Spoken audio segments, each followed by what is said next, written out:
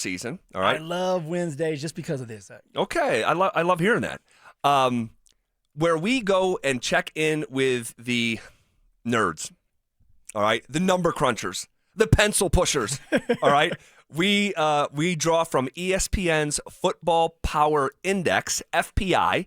All right. Where they gather every data point known to mankind that has anything to do with the game of football. Then they put it all together, simulate the season tens of thousands of times, and it spits out all these numbers. All right, now it needs to be kind to us now. You know, the nerds need to be kind to us because we deserve it. 6-2, looking better. Pretty good, man. Pretty good. So when we did this exercise last week, the Broncos had a projected win total of 10.3. The new projected win total, and it did take a decent jump, is 10.8. All right? So just for round number purposes, the Broncos' new projected record is 11-6. All right. I can get down with that. You know, 11-6 in Bo Nix's second year, you winning bigger games. Remember last year there was a lot of talk like, yeah, we're winning these games, but are we still believable? This year, I know we're still having these questions, and we're going to continue to until we can beat maybe Houston. Houston's going to be a good team, a really good defense. But with that being said, like winning 11 games this year, knowing that you're going back to the playoffs for a second straight year, you have to love that, man. Now, for me, how this defense is looking, once we get Pat Surtain back, hopefully the offense can turn that corner. I can see us maybe now, Zach, winning 12 games. I can see us doing that just with that momentum. That's what's happening to the Colts. The Colts, they're a better team than people were thinking. All right, none of us thought the Colts were going to be 7-1. No. But sometimes it's all about getting into some type of rhythm. Jonathan Taylor, leading the league in rushing in almost every single category. What an animal. You could ask. Man, an animal.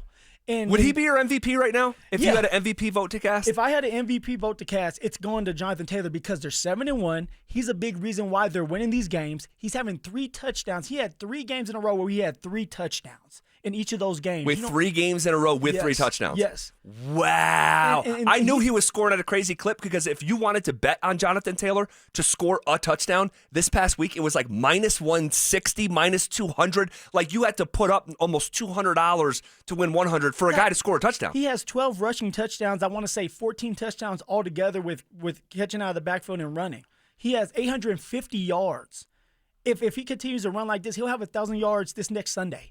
So, like, he's doing his thing. But we know that for some odd reason, the MVP award always goes to a quarterback. I hate this now. I hate it. I hate it. And I love that my guy Josh Allen won a year ago. But, like, in general, and I said this to you before, like, Saquon Barkley he was the 9th 2,000-yard rusher in the history of NFL football, and he did it for a team that went like 14-2 and won a Super Bowl. Or 14-3, and then and obviously went and won the Super Bowl, but they cast those votes before the playoffs start. But like, dude, if you do that and you don't win the award, it's like, okay, just rename it. Same with the Heisman. It's just like for sure.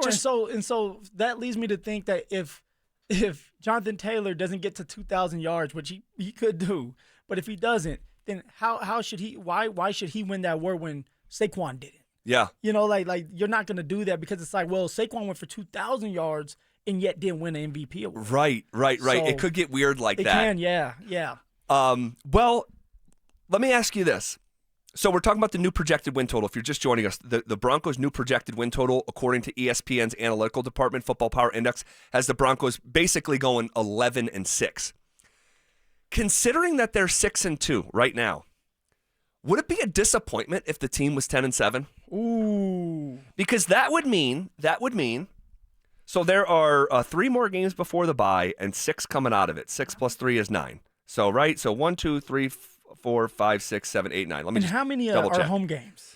1, 2. So the Vegas game is home. The Kansas City game is home. Green Bay is home. Jacksonville is home. And the Chargers are home. So 5 of the 9 games left are home games. And we've been perfect at home. It's true.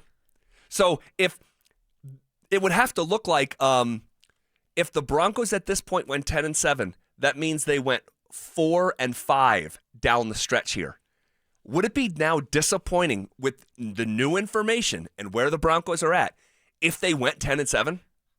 If this team is healthy, okay, key thing right there. If we're healthy, which they aren't really right now, and they end up only winning 10 games, yes, it will be a disappointment.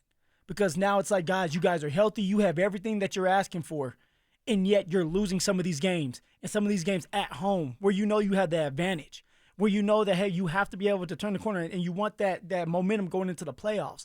If you have this hot start at 6-2 and you end up only winning 10 games, what are we doing? Yeah. Something went wrong. That's if we're healthy. Now, if we're not healthy, it's understandable. If you have PS2, he's going to miss at least 3 games. If something happens to our run game, let's just say J.K. Dobbins, knock on wood, what are we going to do? Almighty, yeah. Cortland Sutton's another one. Yep. What happens? Yep. So everything is gonna be how it's gonna be depending on the health. But if you're healthy and yet you're losing games, something's going on. And my guessing is the offense is not getting their act together again, and they're looking lackadaisical. Yeah. Well, the new projected win total, 11-6, according to ESPN. How about their playoff odds? Playoffs. Now this is fun, man. This is just chicken soup for the soul here. Last week, I'm more of a chili guy. I love chili. My wife makes it on the Halloween every year. Put some cheese on top, some cheddar cheese, and like crunched up tortilla chips. Oh, talk to me. The playoff odds. Now, I was psyched last week because the Broncos' playoff probability went from the high 60s all the way up to 77% after they beat the New York Giants in comeback fashion.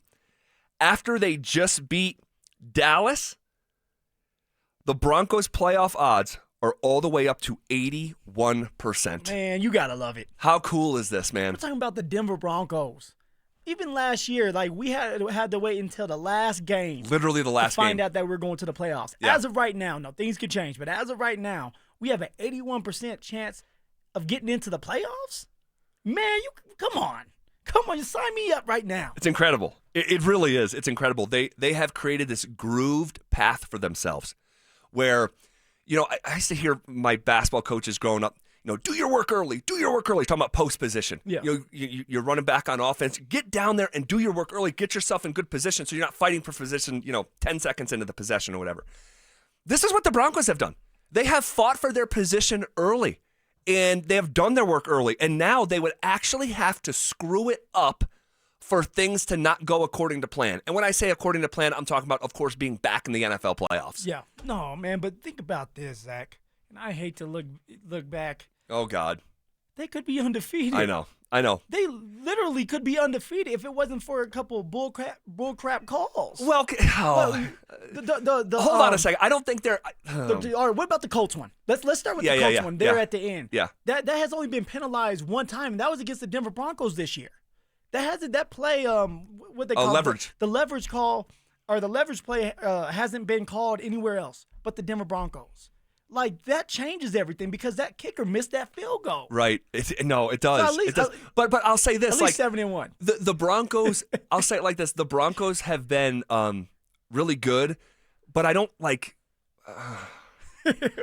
I'm on the verge of saying, like, this also isn't an undefeated team. Like, it doesn't strike me as like an it doesn't feel like when we're watching these games over the last 2 months, like, it's not like, man, this team is like the best team in the entire NFL. Yeah. Honestly, because they won a couple games that you could argue other markets are arguing that, man, they we could have beat Denver. I think they're exactly where they should be after 8 games. So 6-2. They needed to lose a couple times just to get that feeling of like, hey, look, guys, you got to be in close games, but we have to find a way to be smart at the end of these games